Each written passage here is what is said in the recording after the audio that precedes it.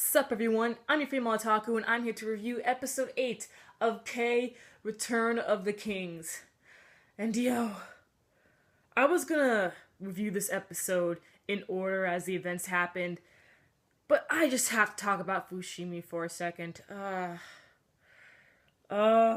those of you who don't know, there was an end credit scene.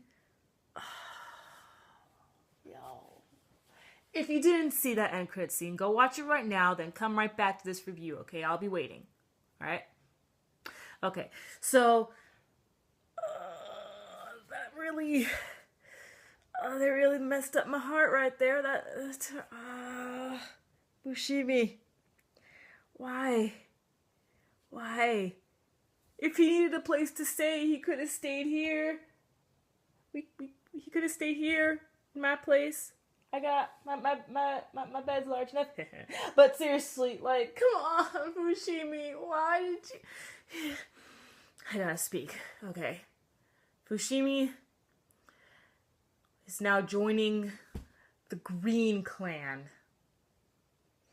That is so low of him. I am just so disappointed in him.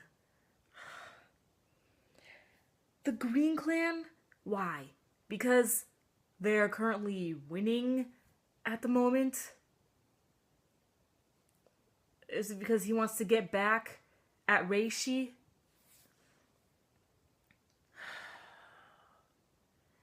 I am so torn. Oh, man. And especially that conversation that Fushimi had with Reishi. Oh my gosh. Fushimi, why you do this to my heart? Oh my gosh, the feels. Oh man. And that wasn't cool, man. I like Fushimi because he's a jerk, but there's a line and he completely crossed it. Like, he jumped over that line and ran a marathon after that line. That's how far he crossed that line, okay? Like, man. Very disappointed. My kokoro's torn, and it's just, oh my gosh, I don't know what to do, man. I don't know what to do. Oh, okay. I gotta move on.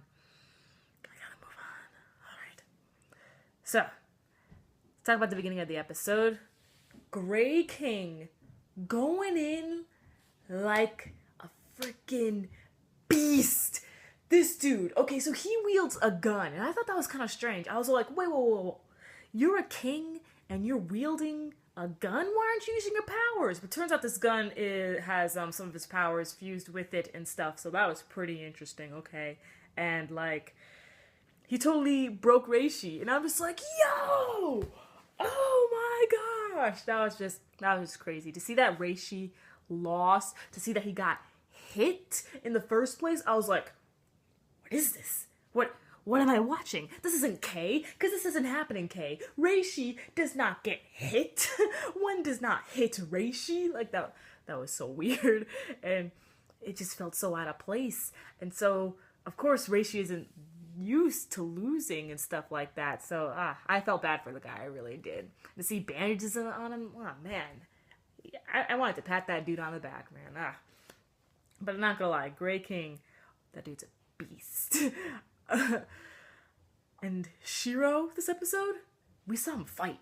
We saw Shiro fight for once, man. He was using his umbrella, and I was like, whoa, is that umbrella always bulletproof? Like, Jesus. But he's pretty good, man. He'd be, like, deflecting all the bullets, and I was like, wow, bruh, Shiro got some skills. I don't know where he got the skills, but it doesn't matter, because he's got the skills, okay? And, basically what Nagare and Iwa, Green King and the Grey King, what they're trying to do is to use the slates and to try to get all the people to have powers. Ah, boy. When I heard that, I was all like, is this the plot to The Incredibles? Because if you've seen The Incredibles, if you haven't, then I'd question what you've been doing with your life. But if you've seen The Incredibles, the main antagonist wanted everyone gets superpowers, and then in the end, none of them will have superpowers. So I was just like, am I watching The Incredibles? Like, that was just going through my head at the point. Before I end this review, I just gotta say, for all you manga readers, can you please explain the Kagutsu incident? Because I have ideas of what happened, but they're kind of all jumbled up, and I honestly don't really understand too much of it myself. I'm honestly a little confused on the Kagutsu incident, so if you could explain to me, that would be great. Thank you. I appreciate it. Okay, so catch me tomorrow as I turn 18 and review Haikyuu Season 2 and Rakudai Kishi no Calvary. I'm your female otaku. Sayonara.